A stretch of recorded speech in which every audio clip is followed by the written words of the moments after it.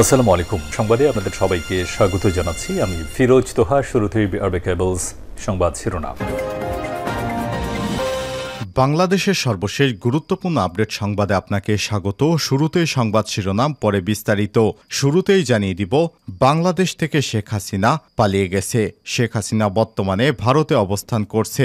ভারত থেকে শেখ হাসিনা বিশ্বের কোন দেশে যাবেন সেটি এখনও সিদ্ধান্ত নেওয়া হয়নি। শেখ হাসিনা বর্তমানে ভারতের সেনাবাহিনীর তত্ত্বাবধানে গোপন স্থানে রয়েছেন, কারণ ভারতেও শেখ হাসিনা বিরোধী ব্যাপক বিক্ষোভ শুরু হয়েছে। শেখ হাসিনা পালানোর চেষ্টা করছেন। বাংলাদেশ থেকে পালানোর পর অন্তর্বর্তীকালীন সরকার প্রধানের নাম ঘোষণা করলেন সমন্বয়কেরা। নোবেল বিজয়ী অর্থনীতিবিদ ডক্টর মোহাম্মদ ইউনূসকে প্রধান উপদেষ্টা করে অন্তর্বর্তীকালীন সরকারের রূপরেখা ঘোষণা করলেন বৈষম্যবিরোধী ছাত্র আন্দোলনের সমন্বয়করা। মঙ্গলবার 6 আগস্ট ভোর 4:15টার দিকে এক ভিডিও বার্তায় সব তথ্য জানান ছাত্র আন্দোলনের অন্যতম সমন্বয়ক নাহিদ ইসলাম এবং আসিফ মাহমুদ ও আবু বাকের মজুমদার। তারা বলেন, ডক্টর মোহাম্মদ ইউনূসের সঙ্গে আমাদের কথা হয়েছে। তিনি ছাত্র জনতার আহ্বানে এই দায়িত্ব নিতে সম্মত হয়েছেন। আমরা সকালের মধ্যেই এই সরকার গঠনের প্রক্রিয়া দেখতে চাই। এ সময় তারা আরও বলেন, রাষ্ট্রপতির কাছে আমাদের আহ্বান থাকবে যে দ্রুত সময়ের মধ্যে ডক্টর মোহাম্মদ ইউনূসকে প্রধান উপদেষ্টা করে অন্তর্বর্তীকালীন সরকার গঠন করা হোক।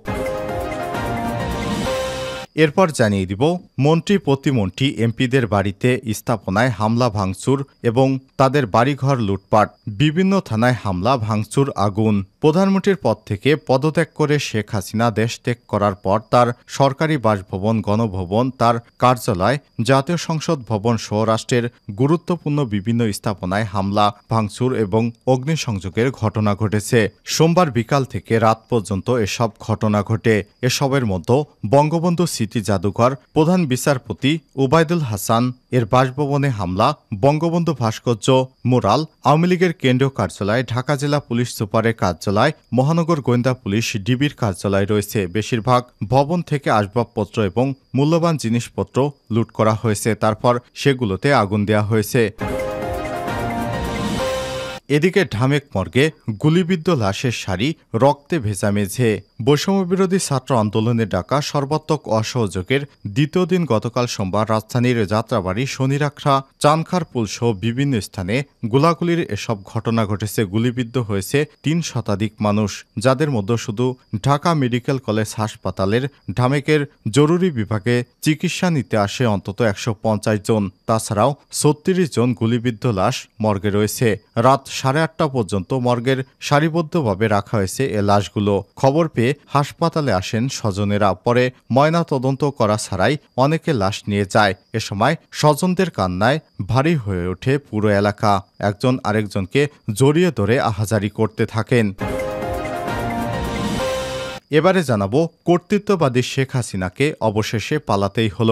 ছাত্র জনতার গণ অভ্যুত্থানের ফ্যাসিস্ট আওয়ামী লীগ সরকারকে 15 বছর কর্তৃত্ববাদী শাসন আমলের ইতি টানতে হয়েছে শেখ হাসিনাকে। সোমবার দুপুর 2:25 হেলিকপ্টারে বাংলাদেশ থেকে ভারতে পালিয়ে যান তিনি। এর মাধ্যমে তার স্বৈরশাসনের অবসান ঘটে। তিনি পালিয়ে যাওয়ার পরপরই গণভবনে ঢোকেন বিক্ষুব্ধ ছাত্র জনতা। তারা গণভবনে ঢোকার পরই শেখ হাসিনার বিভিন্ন জিনিসপত্র নিয়ে যান। কেউ নিয়ে যান মুরগি, কেউ নিয়ে যান হাঁস, কেউ সুইমিং পুলে গোসল করেন, আবার কেউ শেখ হাসিনার মেকআপ বক্স, কেউ বা শেখ হাসিনার কাপ পিরিচ। গণভবন থেকে কেউ কেউ বিভিন্ন ফুলের চারা বা যতটুকুই নেওয়া যায় ততটুকুই তারা নিয়ে গেছেন।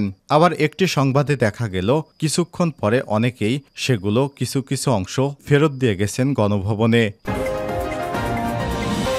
এবারে জানাবো, সিলেটে মন্ত্রী এমপির বাড়িতে অগ্নিসংযোগ।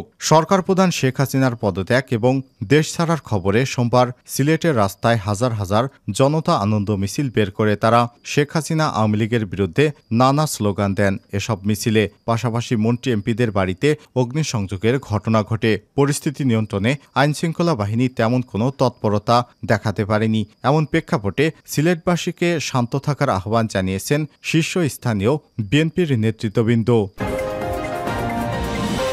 এবং সর্বশেষ জানিয়ে দিব বাংলাদেশ পরিস্থিতি নিয়ে ভারতের প্রধানমন্ত্রী নরেন্দ্র মোদীর জরুরি বৈঠক। বাংলাদেশের পরিস্থিতি পর্যালোচনায় ভারতের কেন্দ্রীয় মন্ত্রিসভার নিরাপত্তা বিষয়ক কমিটির সঙ্গে জরুরি বৈঠক করেছে দেশটির প্রধানমন্ত্রী নরেন্দ্র মোদী। সোমবার রাতে প্রধানমন্ত্রীর সরকারি বাসভবনে আয়োজিত বৈঠকে হাজির ছিলেন কেন্দ্রীয় স্বরাষ্ট্রমন্ত্রী অমিত শাহ, প্রতিরক্ষামন্ত্রী রাজনাথ সিং, পররাষ্ট্রমন্ত্রী এস জয়শঙ্কর, অর্থমন্ত্রী নির্মলা সীতারামন, ক্যাবিনেট সচিব রাজীব গৌবা, প্রধানমন্ত্রীর দপ্তর প্রিন্সিপাল সচিব পি.কে. মিশ্রর প্রধান রবি সিনহা এবং গোয়েন্দা বিভাগের আইইবি পরিচালক তপন ডেকা। বৈঠকে বাংলাদেশের সার্বিক পরিস্থিতির বিষয়ে মোদীকে অবহিত করা হয়। শেখ হাসিনা পদত্যাগ করে দেশ ছেড়ে ভারতে আশ্রয় নিয়েছে। সোমবার শেখ হাসিনা গাজিয়াবাদের হিন্দন বিমান ঘাঁটিতে অবতরণের পর সন্ধ্যায় ভারতের মুখ্য নিরাপত্তা উপদেষ্টা অজিত দোভাল সেখানে তার সঙ্গে সাক্ষাৎ করেন। তবে তিনি ভারতের ঠিক কোন জায়গায় অবস্থান করছেন অথবা তিনি সেখানে থাকবেন নাকি অন্য কোনো দেশে পালিয়ে যাবেন তা এখনও স্পষ্ট করেনি ভারত। তবে ভারতীয় গণমাধ্যম বলছে ভারতে ঠাঁই হবে না শেখ হাসিনার। বাংলাদেশ এবং ভারতের মধ্যে রয়েছে 4096 কিলোমিটার সীমান্ত। সোমবার এসব সীমান্তে সতর্কতা জারি করেছে ভারতের সরকার।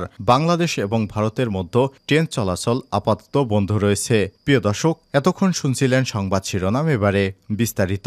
তবে তার আগে বন্ধুরা অনুরোধ থাকবে এই সংবাদটিতে একটি লাইক দিয়ে দিন। আর বন্ধুরা কমেন্ট করে জানিয়ে দিন আপনার এলাকার সর্বশেষ পরিস্থিতি। কমেন্ট করে জানিয়ে দিন বিশ্বের কোন দেশ থেকে আমাদের সংবাদটি দেখছেন এবং শুনছেন। আর বন্ধুরা আপনি যদি এই চ্যানেলে নতুন হয়ে থাকেন সংবাদটি দেখতে দেখতে চ্যানেলটি সাবস্ক্রাইব করে রাখুন, যাতে করে আমাদের পরবর্তী লেটেস্ট আপডেট সংবাদগুলো সবার আগে আপনার কাছে পৌঁছে যায়। এবারে বিস্তারিত। অন্তর্বর্তীকালীন সরকার প্রধানের নাম ঘোষণা করলেন সমন্বয়কেরা। নোবেল বিজয়ী অর্থনীতিবিদ ডক্টর মোহাম্মদ ইউনূসকে প্রধান উপদেষ্টা করে অন্তর্বর্তীকালীন সরকারের রূপরেখা ঘোষণা করলেন বৈষম্য বিরোধী ছাত্র আন্দোলনের সমন্বয়কেরা। মঙ্গলবার 6 আগস্ট ভোর 4:15টার দিকে এক ভিডিও বার্তায় সব তথ্য জানান ছাত্র আন্দোলনের অন্যতম সমন্বয়ক নাহিদ ইসলাম, আসিফ মাহমুদ এবং আবু বাকের মজুমদার। তারা হলেন ডক্টর মোহাম্মদ ইউনূসের সঙ্গে আমাদের কথা হয়েছে, তিনি ছাত্র জনতার আহ্বানে এই দায়িত্ব নিতে সম্মত হয়েছেন। আমরা সকালের মধ্যেই সরকারের গঠনের প্রক্রিয়া দেখতে চাই। এ সময় তিনি আরো বলেন, রাষ্ট্রপতির কাছে আমাদের আহ্বান থাকবে যে দ্রুত সময়ের মধ্যে ডক্টর মোহাম্মদ ইউনূসকে প্রধান উপদেষ্টা করে অন্তর্বর্তীকালীন সরকার গঠন করা হোক। সমন্বয়কেরা বলেন, অন্তর্বর্তীকালীন সরকার বাকিদের নাম সকালের মধ্যে আমরা ঘোষণা করব। সরকার গঠন না হওয়া পর্যন্ত মুক্তিকামী ছাত্র জনতা মাঠে থাকবে।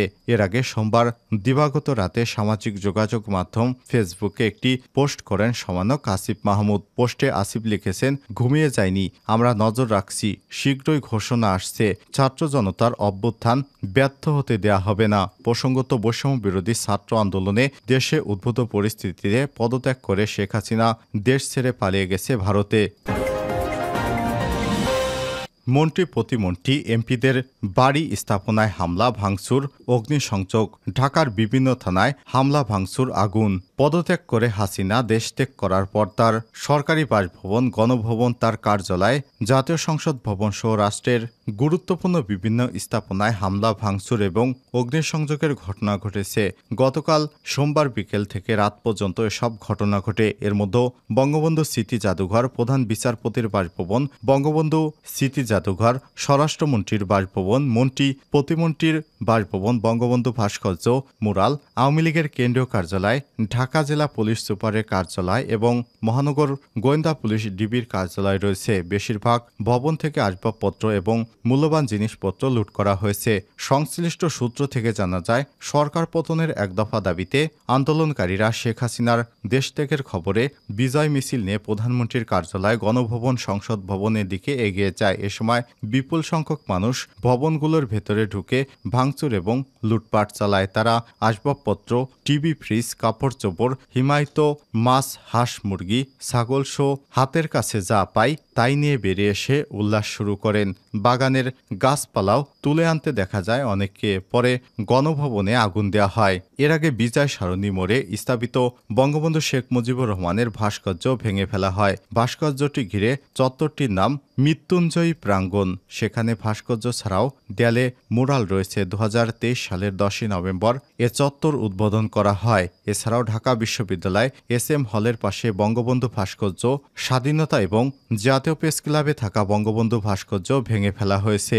এদিকে বিকাল 4টার দিকে ধানমন্ডির 32 নম্বরে বঙ্গবন্ধু শেখ মুজিবুর রহমানের বাড়িতে বঙ্গবন্ধু স্মৃতি জাদুঘরে হামলা চালানো হয়। সেখানে 3তলা বাড়িটি প্রতিটি তলায় ভাঙচুর এবং পরে আগুন ধরিয়ে দেওয়া হয়। এতে সেখানে রাখা বঙ্গবন্ধু স্মারকগুলো পুড়ে যায়। একই সময় লুটপাট করা হয় বিভিন্ন সরঞ্জাম। এছাড়াও ভবনের সামনে থাকা বঙ্গবন্ধুর প্রতিকৃতি ভাঙচুর করা হয়েছে। পাশের 2টি ভবনেও আগুন দেওয়া হয়েছে। রাতে ধানমন্ডিতে শেখ হাসিনার স্বামী প্রয়াত ওয়াজেদ মিয়ার বাড়ি সুদা সদনে হামলা এবং লুটপাটের ঘটনা ঘটে। রাজধানীর হেয়ার রোডে প্রধান বিচারপতি ওবায়দুল হাসানের বাসাতেও হামলা ও ভাঙচুর হয়েছে। বিকেল 4:45টার দিকে মিছিল নিয়ে বিপুল সংখ্যক মানুষ ওই ভবনের ভেতরে ঢুকে পড়ে। তখন সেখানের নিরাপত্তারক্ষী কেউ ছিলেন না। হামলাকারীরা বাসায় ভাঙচুরের পাশাপাশি সেখান থেকে বিভিন্ন জিনিসপত্র নিয়ে যায়। কিছুক্ষণ আগে প্রধান বিচারপতির বাসভবন থেকে বের হয়ে যায় বলে জানা একটি সূত্র। বিকেল 3:30টার দিকে ধানমন্ডিতে স্বরাষ্ট্রমন্ত্রী আসাদুজ্জামান খান কামালের বাসায় ভাঙচুর করা হয়। হামলাকারীরা ফটক ভেঙে বাসার ভিতরে ঢুকে পড়ে ভেতরে ভাঙচুরের পর আগুন ধরিয়ে দেয়। মন্ত্রীপাড়া হিসেবে পরিচিত মিন্টু রোডে বেশ কয়েকজন মন্ত্রী প্রতিমন্ত্রী সরকারি বাসায় হামলা এবং ভাঙচুর করা হয়। সেখান থেকে লুট করা হয় আসবাবপত্র, মূল্যবান জিনিসপত্র। মিন্টু রোডে বিচারপতিদের বাসভবন এবং অ্যাটর্নি জেনারেল MA আমিনউদ্দিনের সরকারি বাসাতেও হামলা করা হয়।